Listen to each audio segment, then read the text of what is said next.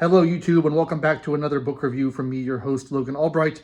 Today we're talking Jack London. We've talked about him many times before, but I have this 2-volume set from the Library of America. These are the old editions before they started putting those black dust jackets on them, and they come in white slipcovers instead. Much prefer those when I can get them.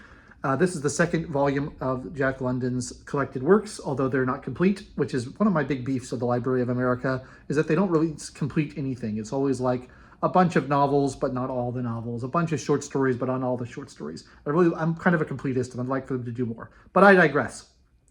This is the second Jack London volume in the Library of America. It contains novels and social writings. These are the novels that are more to do with his politics and his social views versus his kind of nature stories. The first volume contains White Fang, The Sea Wolf, Call of the Wild, whatever else is in that, a bunch of short stories. This one contains The People of the Abyss, The Iron Heel, Martin Eden, John Barleycorn, which is what we're talking about today, and The Road, which I've talked about recently, and a bunch of essays about his views. I read John Barleycorn because a friend of mine was reading it, and I thought it sounded interesting. It's a little bit out of order from what I would usually read it, but John Barleycorn is a essentially autobiographical memoir by Jack London about his history with drinking. And it starts off with him outside of a polling place, and he's voted for women's suffrage. And he runs into, I think, his wife, and she says, "Why did you vote for women's suffrage? I thought you were against that." And he said, "Because I want the women to vote because I know they'll vote for Prohibition. And I want Prohibition to come in because that devil John Barleycorn," which is the slang term for, barley makes beer and whiskey, slang term for alcohol.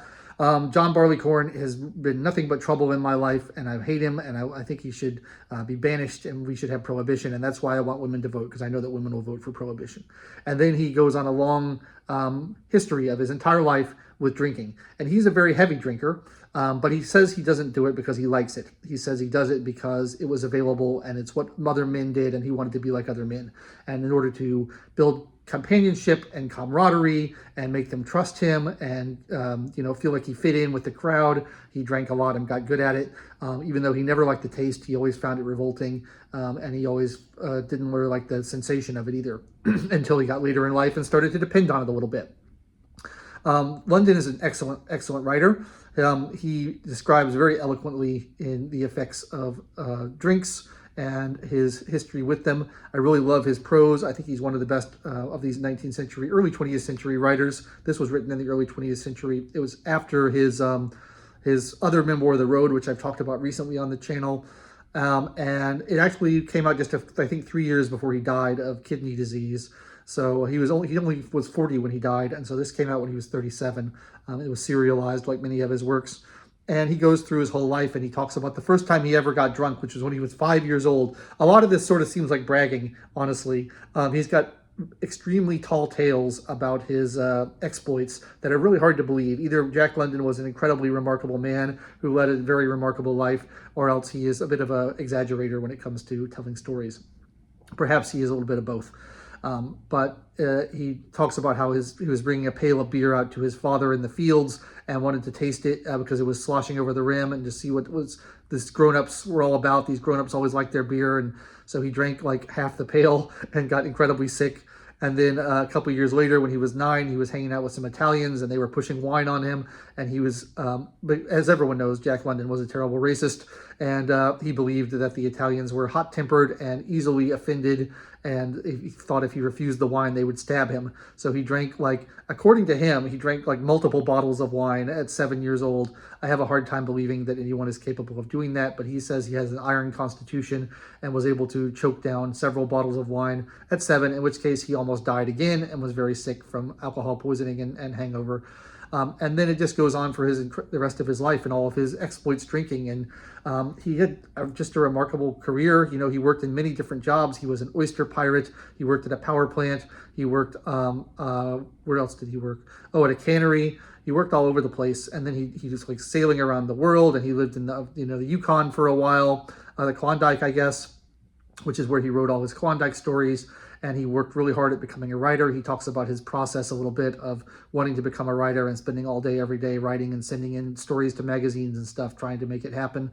It sounds like an incredibly iron-willed and dedicated young man. And all this stuff happened when he was before he was 20. you had this crazy teenagerhood. And I guess maybe that's the way the world was in those days, where you could just, ramble around and take a bunch of odd jobs and end up on a ship sailing around the world, or end up working in factories and doing all this different stuff. And he ran for, office a couple of times as a socialist. But throughout it all, he claims he drank a lot and didn't ever enjoy it, but just did it to fit in with the other people and because it was available. And he believes that very few people are naturally drawn to alcohol. It's something you have to learn over the course of time. And if it were less available, such as with Prohibition in place, people wouldn't become alcoholics. I think the actual experiment with Prohibition proves that theory wrong, because people drank more than ever when it was less available. People just like it. And then he has a kind of sad and, very, again, eloquent and very well-written speech at the end, where it's like a fictional dialogue between him and the alcohol, where he talks about how he's basically learned that he can't live without it. And he never would have wanted it in the first place, but now that he's had a habit of drinking, he's learned that he can't live without it, and how sad that is. As with many things in Jack London's views, I differ with him on here. I don't think that John Barleycorn is an evil for the world. I actually like a drink quite a bit, and I think it makes life better and more enjoyable. So I'm against him on his prohibitionist ways, just as I'm against him on his socialist ways. But man, he's such a colorful writer and got such stories to tell about his remarkable life that it's a great read. It's very short in this edition. It's like maybe 170 pages, 180 pages, something like that. I got through it very quickly. But it's another example of just fine writing from Jack London. If you've read most of his famous novels and you're looking for more to read by him, I can highly recommend it. It's a lot of fun. And I just have Martin Eden, which I think is also semi-autobiographical, and The Iron Heel. And then the essays is the only thing I have left to read in this book. So I'm going to do that fairly soon, and I'll talk to you about him when I do that.